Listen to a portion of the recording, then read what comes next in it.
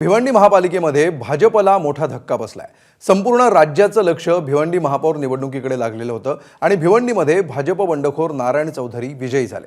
भाजपमधून फुटून सेक्युलर आघाडी सोबत गेलेले नारायण चौधरी यांना महापौरपद निवडणुकीमध्ये 48 मतं पडली, तर भाजपच्या अधिकृत उमेदवार स्नेहा पाटील यांना 16 मतं मिळाली। काँग्रेस आणि शरद पवारांच्या राष्ट्रवादीच्या पाठिंब्यावर भाजप बंडखोर नारायण चौधरी महापौर झाले। शिवसेना आणि सपानं कोणार्क आघाडीच्या विलास पाटील यांना मतदान केल्याचं आकडेवारीवरून दिसतंय। विलास पाटील यांना दुसऱ्या क्रमांकाची 25 मतं मिळाली। भाजपमधील फुटीमुळे संपूर्ण राज्याचं लक्ष भिवंडी मनपाकडे लागलं होतं।